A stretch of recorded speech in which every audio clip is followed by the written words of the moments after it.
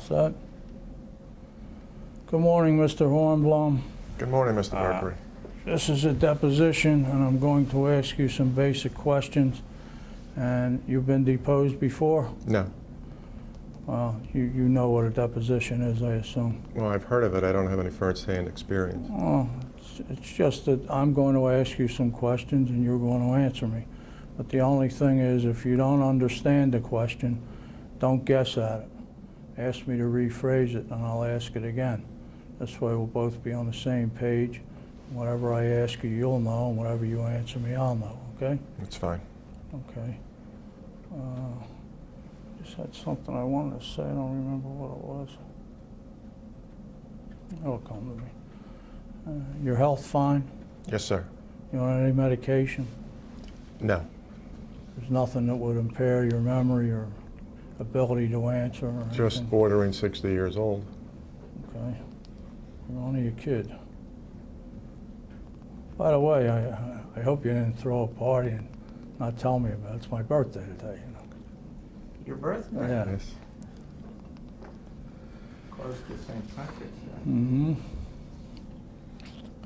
Okay, I'm going to try to accommodate Gregory Harvey, who has some sort of business tomorrow, and try to get this done in one day.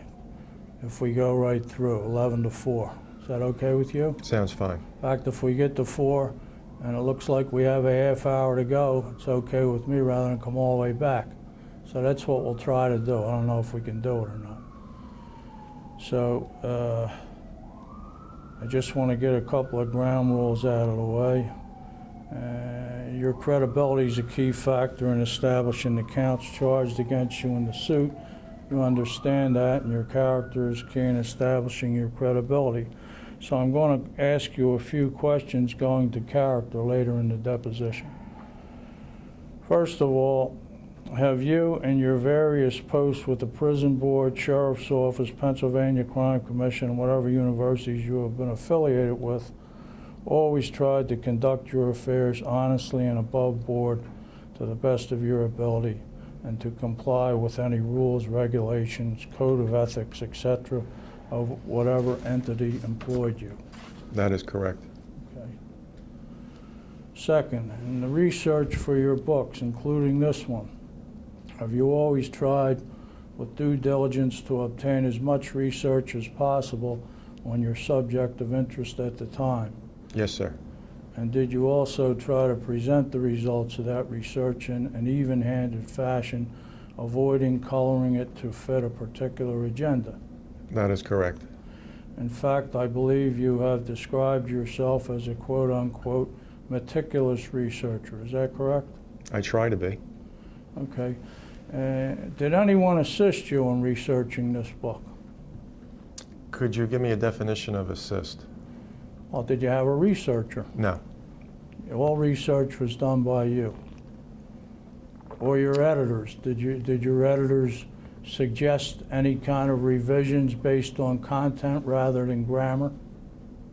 No. So, okay, that answers that. Okay. Let's start off the right way. Your name? Alan M. Hornblum, Hornblum. Age? 59. Address? 7100 Bustleton Avenue, Philadelphia. And you're an assistant professor at Temple University in Geography and Urban Studies. Is that correct? Correct. Could you explain the difference between an instructor and an assistant professor?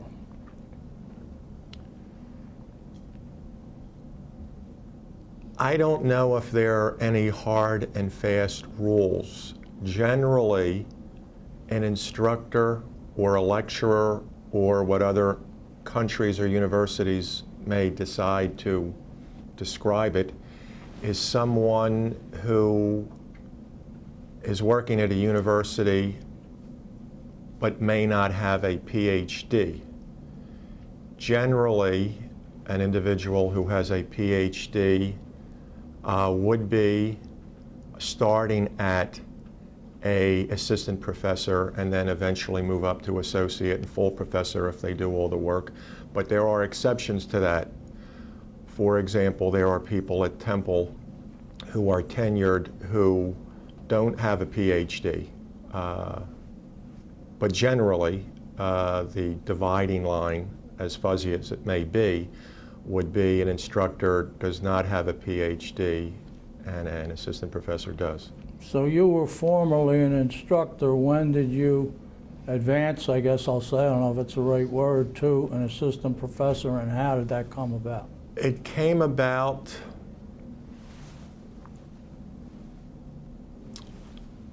I would say early 2000s, 2000, 2001, 2002. And it was done because I had, if I recall correctly, asked to have more than a yearly position there and wanted less coursework so that I could do the research and writing that I wanted. The chairman at the time told me that that could not be done because of budgetary problems, but he could try and work towards that, and one of the things he would do was give me the title of assistant professor. And I have cards that they printed up for me as that, but more recently, because of a new president, I've been termed a lecturer, or at least I have new cards that say I'm a lecturer, so I'm not quite sure. Depends what hat you're wearing, I guess. Or whose my friends are, I guess. So, I mean, they didn't really send you anything in writing saying you were an assistant professor. They had cards printed up. Right. Kind of And a tenuous promotion. And when I am described at things on the university, it generally is assistant professor. So I'm not quite sure. Okay. And you've been with Temple for a long, long time, right? I started there part-time in 1982. Tenure, explain tenure very, very briefly. Tenure gives an academic job security. It means they can't be fired except for some really horrendous behavior.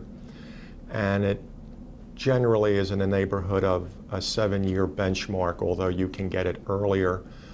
In some cases you don't get it at all. It depends on how you play politics in your department and if you do the necessary legwork, be it academic, scholarly studies, teaching, contributions to the university. And you've heard the old saw, publish or perish. Correct. Correct? Now you've published and you've been at the university for 20 years. Why do you think, if you know, why do you think you're not a full professor with tenure at this point?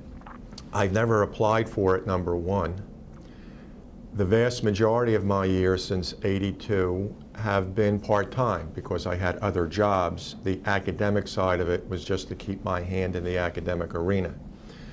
When I finally started full-time, which I believe is in the neighborhood of 2000 or 2001, it was because I wanted to do scholarly research and writing. So then probably for their criterion purposes, they're only counting you as a 5-year employee rather than a 20-year employee. That is correct. And what does hurt me, without a doubt, is the fact that I never completed my PhD when I was going to Temple back in the late 70s. Well, neither did I. Maybe we can complete them together. That would be more profitable, I think, for both of us than the exercise we're involved in now. Let me turn this off. Excuse me. Where is it?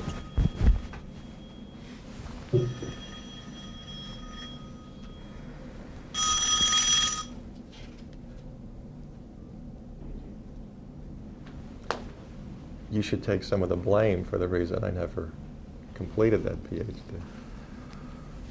Okay, let's. What are you on now? A 1-year contract or? Correct. Year to year. Your family. You have brothers and sisters? No. You were an only child? Correct.